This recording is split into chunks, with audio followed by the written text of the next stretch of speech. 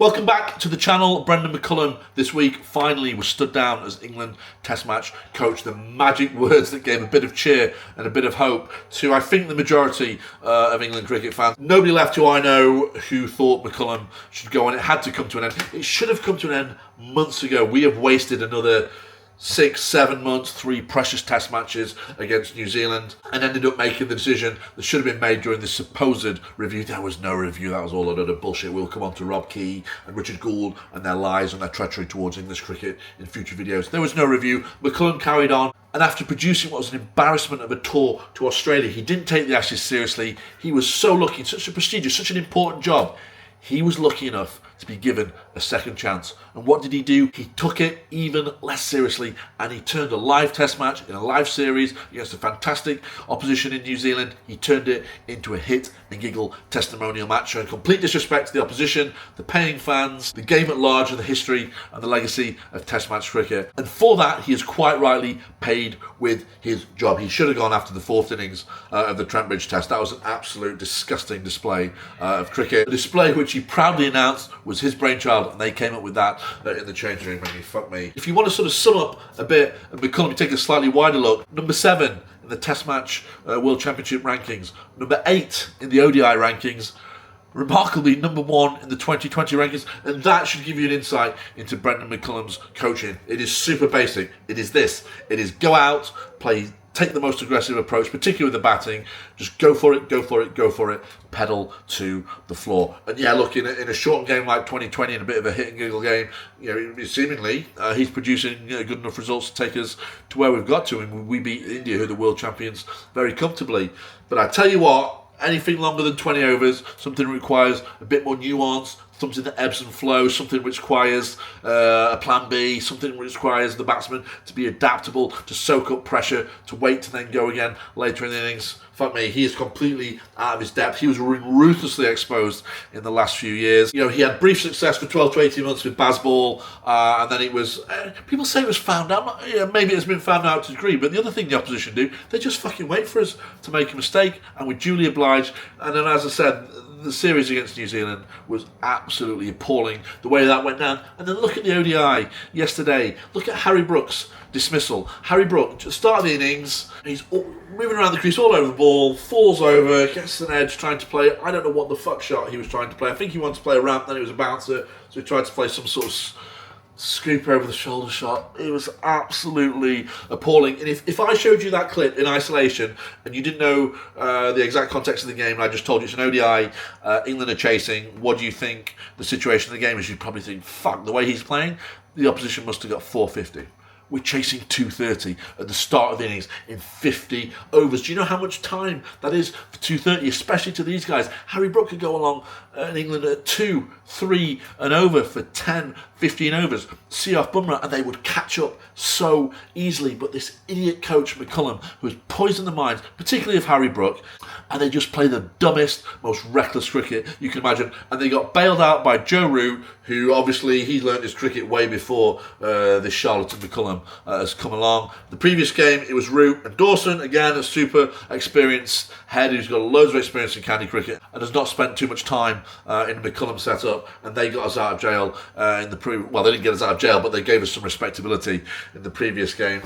And it's just, it's criminal. This, I mean, I would go beyond the Test match cricket now and remove him altogether. What is he doing to Harry Brook? Harry Brook yesterday, Harry Brook at Trent Bridge, Harry Brook at the Oval. He was dropped twice. Yeah, he got 50 in the first innings of Lords. He was dropped twice. He could have been out at any time, all through the winter, multiple times in the Ashes.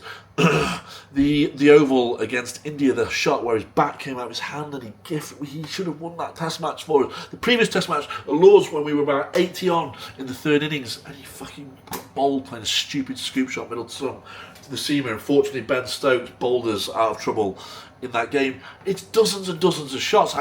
Brendon McCullum is doing a disservice to Harry Brook by being his coach. Harry Brook has all the talent in the world. Harry Brook should be up there with the Travis Heads, the Joe Roots, the Steve Smiths as the premier batsman in the world, and he should be able to win games for England, and he just gets he gets a few flashy 50s along the way and some of the most embarrassing, stupid dismissals you've ever seen in Test match and ODI cricket, and it's all this ridiculous, consequence-free, pressure-free environment, this informal setup that the McCullum likes. It doesn't fucking work. It hasn't worked for a long time. And it's not just Harry Brook. I can't think of any other cricketers now that McCullum's making better. Everybody seems to be getting worse. We're getting worse as a team. The other thing, you go back to his start of his time, he had Broad, Anderson, Wokes, Wood, Stokes has now gone. Fuck me, that's some serious talent, right? And it goes to show, and as soon as he's got his teeth, his claws into this team, and he's really got a load of inexperienced guys, apart from Root, to mould as he sees fit, it's been an absolute disaster, and his coaching has been shown up to, like I said in the previous video, he may as well go and coach your kids at the local leisure centre or down on Saturday morning the junior practice, because he'll just tell them how to go out and have fun, play your shots. It doesn't really matter if you get out or whatever, it's not a major problem. And that's great with the kiddies. It doesn't work at the very top of the pyramid. At the England Test and ODI team, where these guys are paid a fortune to produce at the top level for England. And yeah, I don't know if it's possible to split it up, the ODI. He cannot be in charge of the ODI team. We're seeing this crystal clear. And for me, he should just go now. He's earned a lot of money, I'm sure, as England coach. He's not taken a vast majority of it very seriously at all, from what I can see. And he should be removed completely from English cricket. If another country is daft enough to take a chance on him in their Test match team, then let them have it. But I'm so sick of this guy and his delusion. He actually thinks that these methods work. That's why he keeps implementing them. That's why he speaks like he does in interviews at Sydney, at Trent Bridge. This guy is on a different planet. He's not seeing the reality of the situation of the cricket that his team is producing and that he is instructing his team to produce. And he's done massive amounts of damage to English cricket and set us back a long way.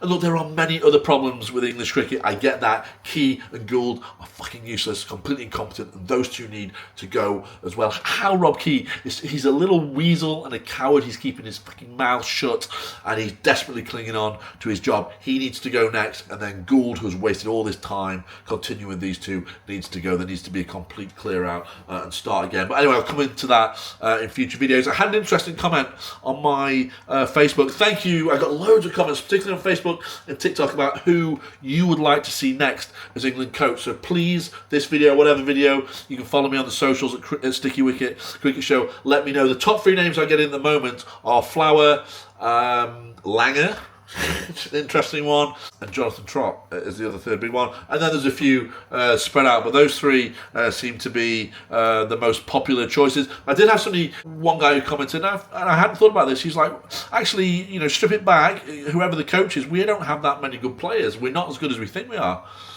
And I was thinking, yeah, he's right. Go back. Anderson, Broad, Wokes, Wood, Stokes, gone. That's half the fucking team. That is some serious quality, some serious track record, some serious experience. The sad reality is Root going the not too distant future.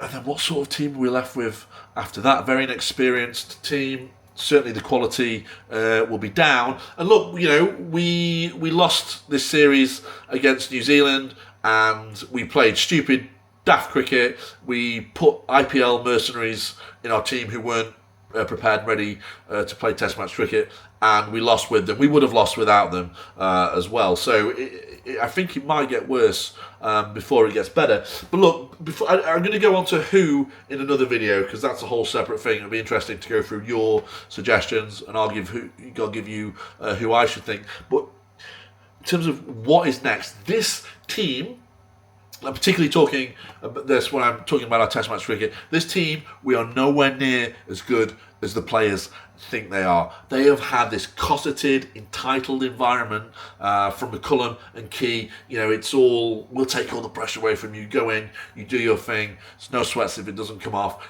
Zach Crawley can play 60 tests.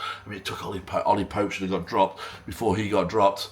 They're falling over themselves to bring in their golden boys, Bethel and Archer from the IPL, neither of whom have really done anything in Test match cricket.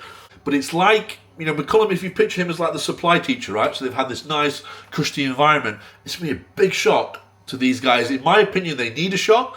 It's how they react to that, because they're going to be used. They've been told that they're oh so special, they're doing great, they're the best players, they can do no wrong, they can fuck off to the IPL and come back when they fancy it without getting prepared.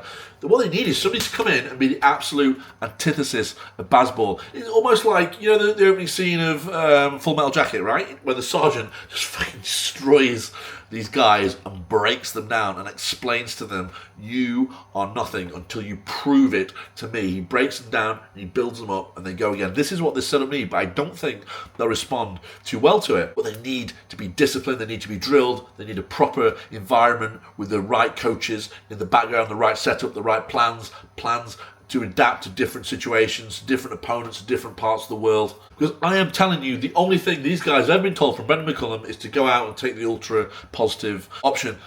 Because we've demonstrably seen they don't value a draw in Test match, and that's another thing. You know, these guys they don't understand how important draws can be. They don't understand, you know, 09 Jimmy and Monty. I think that was at Cardiff, wasn't it? You know, Ponting at Old Trafford in 2005 to keep Australia in that series. You think of Mike Atherton and Jack Russell, that just iconic and so important and just an amazing partnership for England, backs to the wall. That's a massive part of Test match cricket, and these guys have no idea that even exists. They've had it drilled into them that getting a draw is worthless in Test match cricket, and nothing could be further from the truth. So it depends how these guys react to the polar opposite of whatever McCullum is. I don't think some of them will take too kindly to it. You remember The Edge? It was called The Edge, I think, that documentary about Strauss, the Strauss and Flower team. Fucking take these guys to a military drill thing like at the start of The Edge and fucking put them through their paces, break them down, only to try and build them back up with some discipline, some bravery, some fight in them, things that they do not have, things that we are not seeing time and time again, especially in our Test match cricket. But, you know, who knows how it would work out. The other thing, going back to the point the gentleman on Facebook made, is, you know, we're not that good a side. I think, you know, we can have a new approach. We can promote guys from county cricket. I still think it's going to get worse before it gets better. I think the Ashes without Stokes is gone, I have to say that. Look, it'd be fascinating. If I was the new coach, the first thing I would do is I'd get on the blower to Ben Stokes and trying to get him to change his mind and tell him, look, this is more in serious environment, this is structured, I'm going to take it away from you, you go and do your thing, you go and lead these men, and everything, their preparation, I'll make them better batsmen, I'll make them better bowlers, I'll make them better fielders, I'll make them think better about the game, and see if Stokes would come back under that structure. But I tell you what, you know, it's a long way down to somebody's like Sam Curran. Fuck me, Sam Curran is nowhere near Ben Stokes. As a cricketer, we have an inexperienced bowling attack, and we have problems in our batting lineup. So I don't rate Smith as a keeper either, and he seems to be one of the favourites in that setup. So I think we've got big problems to come. McCullum going can only be a positive. It's a first little step so we can heal and improve at our Test match cricket, because we're really at a low ebb at the moment. I mean, you go back to 99, right, when we were supposedly at our lowest ebb and we were bottom of the rankings and NASA got booed on the balcony. At least those guys took it fucking seriously, right? Yeah, there was problems with guys getting selected for 1 or 2 tests and getting dropped, and there was no central contracts, and there was other problems with English cricket at that time, but at least there was some grit and fight in a lot of those players. And there's just nothing from this team. They just go through the motions, they play their shots. You know, the only 2 tests we've won any time recently have been on complete shootout pitches, and we happen to come out on the right side of those results. All the other pitches just required some discipline and you to play the game properly and wait for your moments to attack and then defend in the relevant moments. We've been absolutely shown up. We're miles off the pace in Test match cricket, and it's a long way back, and it's a big job for whoever comes next. He needs to be given time, he needs to be given the opportunity to bring in the best in class, the relevant coaches in the back room, and completely change the ethos and philosophy of this Test match team to something that has plans, that has structure, that has targets. Everything this current setup has, this bullshit informal setup that McCullum seems to be so proud of, but which has produced incredibly poor results in the last 2-3 years. So yeah, please keep letting me know here on Facebook, on TikTok. I'm at the Sticky Wicket Cricket Show. I'm fascinated to hear from more of you. Who would your next coach be and why? Let me know. That's the next video coming up. I'll speak to you all again very soon.